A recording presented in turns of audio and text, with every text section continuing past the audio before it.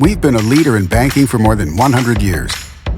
You'll find us here, at home, on your phone, and everywhere you go. Renaissance Bank. Understanding you. Member FDIC. Equal housing lender.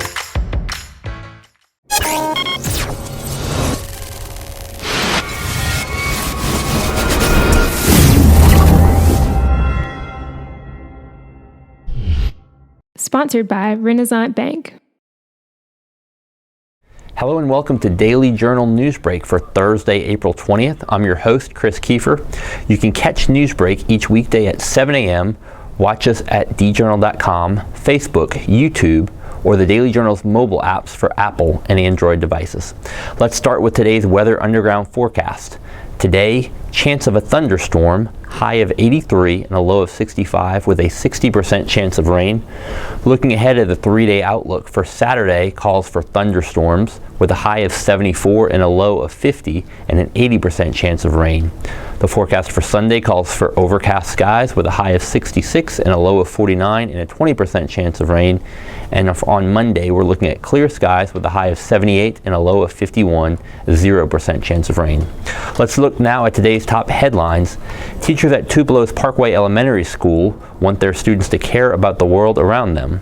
That's why they've made Go Green Day an annual event.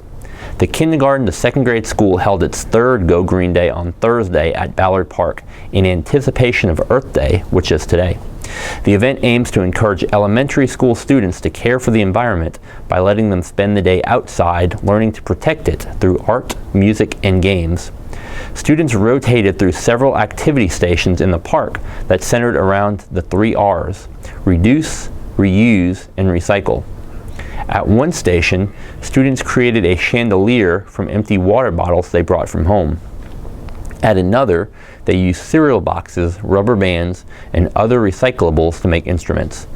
Teacher Jennifer Matthews said they hope the students take home what they've learned at school to become good citizens for Tupelo. The Mississippi Department of Wildlife, Fisheries, and Parks was forced to close and start draining the old Natchez Tracy Lake this week at Trace State Park. The closure is necessary to repair damage to the dam of the 565-acre lake. The water level of the main lake was lowered in 2016 to begin repairs to the backside of the dam.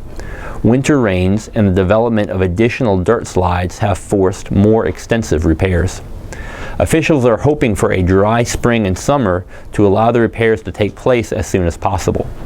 If they can complete them before Thanksgiving, they can allow the winter rains to start to refill the lake. Fishing is no longer permitted on the main lake, only on the small pond near the park entrance.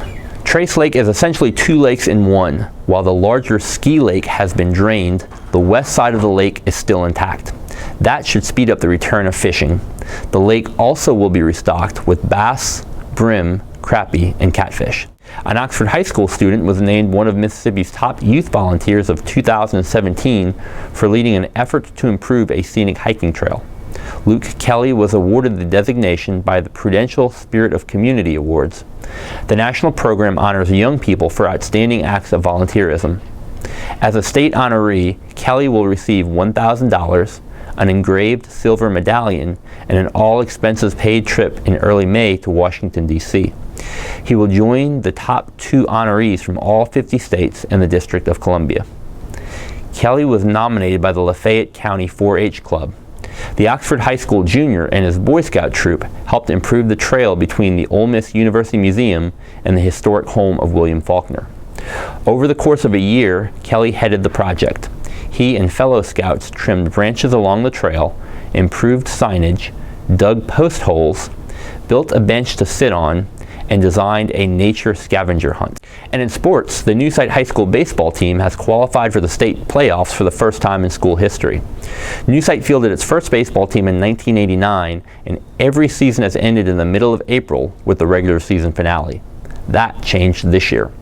The Royals will travel to face Eastside today for the first game in the best-of-3 series. Their journey to the playoffs began 4 years ago, with the current senior class laying the groundwork. New Site coach Wesley McCullough quickly credits seniors Ryan Whitley and Cage Potts for being among those who set the tone this year. Whitley is batting .491 with 25 RBI, and Potts is batting .369 with 24 RBI. Junior Ramsey Ivy is batting .485 with 22 RBI. Newsite takes a 15-7 record into the playoffs with a 5-5 mark in a tough division. And that does it for Newsbreak today. We remind you that each story discussed today can be found in your daily journal or online at djournal.com, where you can also find a new episode of Newsbreak each weekday at 7 a.m. Thanks for joining us. I'm Chris Kiefer. Have a great Friday.